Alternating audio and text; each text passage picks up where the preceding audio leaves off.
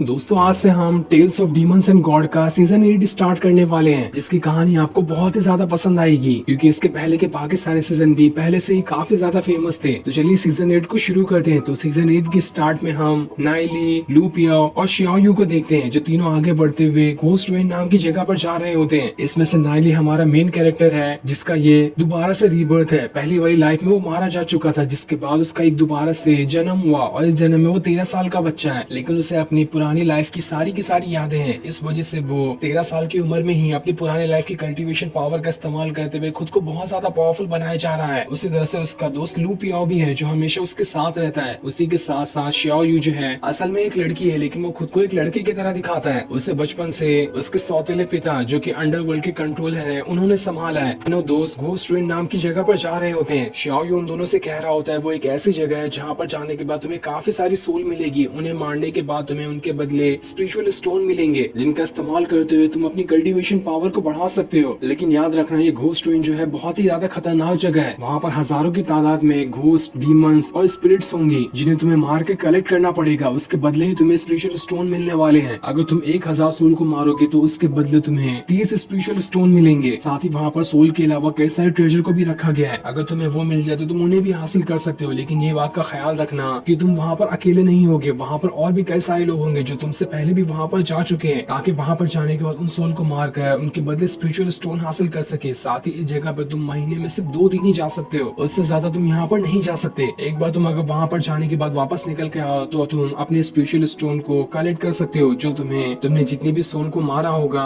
उन्हें कैलकुलेट करने के बाद सोल स्केल के ऊपर रखने के बाद ही मिलेगा। तुम्हें सबसे पहले सोल को मारना है, उसे सोल स्केल के ऊपर रखना है, उसके बाद उसके बदले तुम्हें स्पिरिचुअल स्टोन मिल जाएंगे। यही एक सिंपल सा काम है। साथ ही तुम इन्हें मार कर अपने स्पिरिचुअल रिंग के अंदर भी नहीं डाल सकते हो। तुम्हें इसे वहीं पर कलेक्ट करना पड़ेगा किसी स्टोरेज बैग की तरह, और उस स्टोरेज बैग को संभालते हुए तुम्हें वहां से बाहर निकल कर आना है। जिसके बाद वो उन दोनों को वहां पर एक पोर्टल के पास लेकर आते। इस पोर्टल के अंदर जाने के बाद वो घोस्ट रेन नाम की जगह पर जा सकते हैं। वहीं पे उन्हें सारी सोल मिलने वाली है। साथ ही वहाँ पर एक टावर भी होता है, जिसके ऊपर सारे लोगों के नाम लिखे थे, जिन लोगों ने सबसे ज्यादा सोल को मारा है। और जो भी सबसे ज्यादा को मारेगा उनका नाम नंबर 1, नंबर 2 इस हिसाब से रैंकिंग के हिसाब से लिखा जाएगा। वहीं पर लॉन्ग यूइन का भी नाम लिखा होता है, और लॉन्ग यूइन वही होती है जिसने पिछले लाइफ में नाइली की मास्टर को मार दिया था। इस वजह से नाइली लॉन्ग यूइन से बहुत ज्यादा गुस्सा रहता है। लेकिन अभी इस लाइफ में लॉन्ग यूइन नहीं जानती कि उसने अपनी पिछली लाइफ में कौन सी गलतियां करी थी, इसलिए वो भी हैरान रहती है कि नाइली हमेशा उससे गुस्सा क्यों रहता है। साथ ही उस लिस्ट के अंदर लॉन्ग यूइन का नाम वहाँ पर लिखा होता है, क्योंकि उसने 2 दिनों के अंदर 30,000 सोल को मारा था। ये देखकर लूपिया और नाइली से कह रहा होता है तुम तो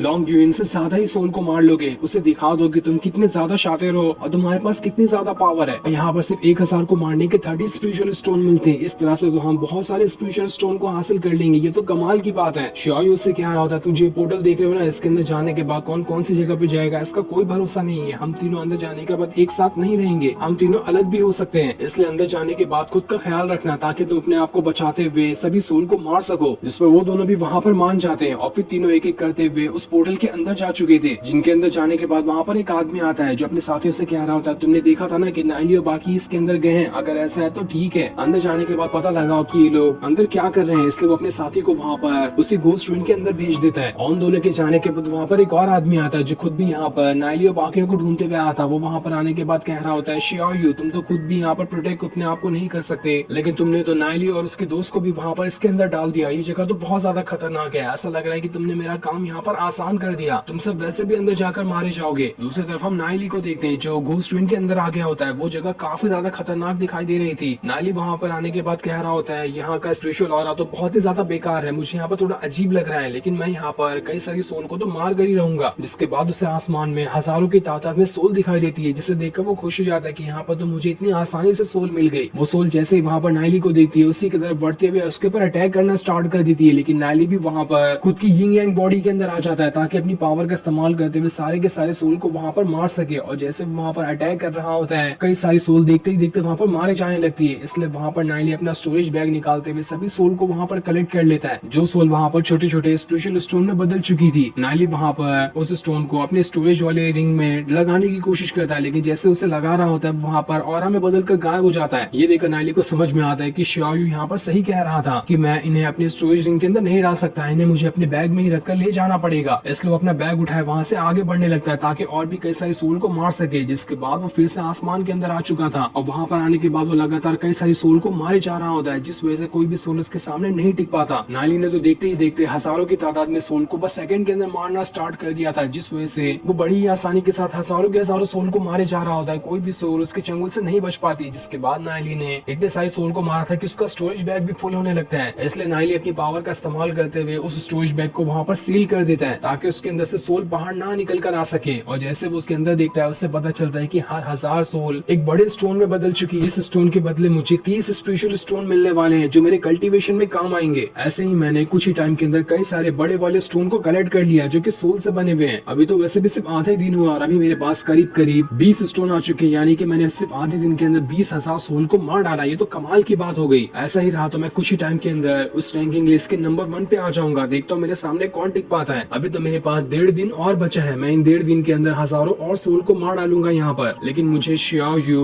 और लू पियाओ की भी टेंशन हो रही है, क्या उन्होंने वहाँ पर सोल को मारा होगा या फिर वो किसी मुसीबत में पड़ गए होंगे। लेकिन अभी वो यहाँ पर उनकी टेंशन लेकर खुद का टाइम बर्बाद नहीं कर सकता था, इसलिए वहाँ से आगे बढ़ने लगता है क्योंकि इस इलाके के तो पूरे के पूरे सोल को उसने मार डाला था और वहाँ पर कोई भी सोल नहीं बचा होता है। इसलिए वो दूसरे इलाके में जाने का ट्राई करता है ताकि वहाँ जाने के बाद वहाँ के सोल को मार सके, जिसके बाद वो कई सारे सोल को मारने के बाद उन्हें कलेक्ट कर लेगा। लेकिन जैसे वो वहाँ पर आगे बढ़ रहा होता है, उसके आगे बढ़ने से पहले ही वहाँ पर एक बहुत ही ज्यादा पावरफुल इंसान की एंट्री होती है, जिसके सांस लेने से ही वहाँ पर बहुत ही ज्यादा भयंकर तरीके से औरा पहाड़ निकल रहा था। उसे देखकर तो नाइली भी हैरान रह जाता है कि अरे ये है कौन और ये अचानक से यहाँ पर कैसे आ गया। वो आदमी आगे बढ़ते हुए अपनी पावर का इस्तेमाल करते हुए पूरी जगह पर तूफान ला रहा होता है, जिसके बाद वो नाइली से पूछता है क्या तुम ही नाइली हो ना, जिसे काफी टाइम से मैं ढूंढ रहा हूँ। नाइली उसे देखकर हैरान रहता है कि आखिर ये है कौन, मुझे ये क्यों ढूंढ रहा है और अचानक से यहाँ पर क्यों आ गया। इसकी कल्टीवेशन पावर तो मुझे बहुत ज्यादा लग रही है, मुझे लगता है मुझे इससे फाइट करनी पड़ेगी। जो सीन दिखाते ही ये एपिसोड यहीं पर एंड हो जाता है। Thanks for watching.